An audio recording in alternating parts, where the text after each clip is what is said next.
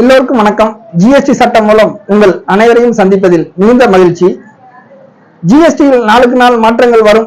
அதே நேரத்தில் GST council meeting நல்ல ஒரு அறிவிப்பு வரும் என்ற நம்பிக்கையோடு எதிர்பார்த்து காத்து கொண்டே இருந்தோம் 3 மாதங்களாக. ஆனால் இந்த ஜூன் மாதம் ஜிஎஸ்டி கவுன்சில் மீட்டிங் 56வது கூட்டத்திற்கான எந்த ஒரு அறிவிப்பும் இதுவரை வெளிவராது மிகுந்த வருத்தம் அளிக்கிறது.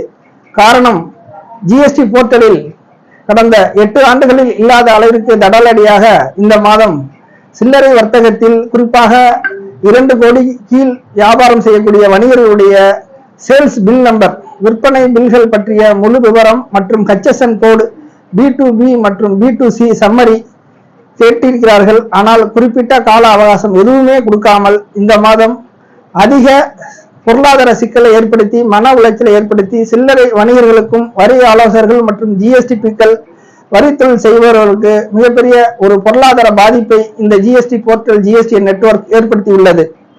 இவர்களுக்கு யார் இந்த அதிகாரம் கொடுத்தது? எந்த ஒரு முன்னறிவிப்பும் இல்லாமல் மாற்றங்கள் கொண்டு வருவது. ஆக இனி வரக்கூடிய காலத்தில் ஜிஎஸ்டி கவுன்சில் மீட்டிங் குறிப்பாக 3 மாதங்களுக்கு ஒரு முறை கூட வேண்டும்.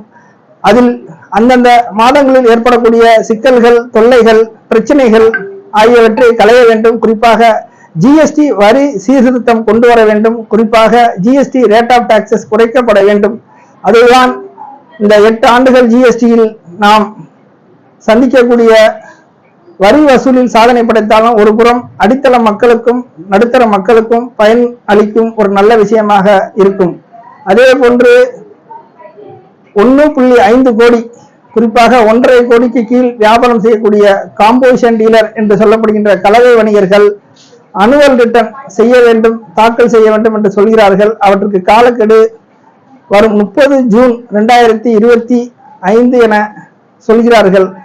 இதற்கு முன்பு 3 ஆண்டுகள் பெரும்பாலான வணிகர்கள் தாக்கல் செய்யவே இல்லை. அவற்றுக்கான ஒரு பொது மன்னிப்பு திட்டம் இந்த 56வது ஜிஎஸ்டி கவுன்சில் மூலம் இந்த 8ஆம் ஆண்டு துவக்கத்திற்கு ஒரு நல்ல மகிழ்ச்சியான செய்தியாக வரும் என வணிகர்கள் மற்றும் சில்லறை வர்த்தகம் பார்க்கக்கூடிய அனைவரும் எதிர்பார்த்தனர். குறிப்பாக வரித்தொழில் செய்யக்கூடிய வரி ஆலோசகர்கள், ஜிஎஸ்டிபிக்கள் ஆகியோர் மிகுந்த எதிர்பார்ப்போடு காத்திருந்தோம். ஆனால் எங்களுக்கு இதுவரை ஜிஎஸ்டி கவுன்சில் அறிவிப்பு வராது, மிகுந்த ஒரு ஏமாற்றம் அளிக்கிறது. ஆக விரைவில் 56வது ஜிஎஸ்டி கவுன்சில் கூட்டம் வர வேண்டும், அமைக்க வேண்டும். அதன் மூலமாக வரித்தொழில் சிறக்க வேண்டும், சில்லறை வணிகம் வளர வேண்டும் என கேட்டுக்கொண்டு இத்துடன் இந்த காணொலியை முடிக்கிறேன். நன்றி, வணக்கம். மீண்டும் சந்திப்போம். உங்கள் Pattukkottai R Ramesh, GST practitioner. இந்த காணொலி பிடித்திருந்தால் லைக் செய்யுங்கள், மறக்காமல்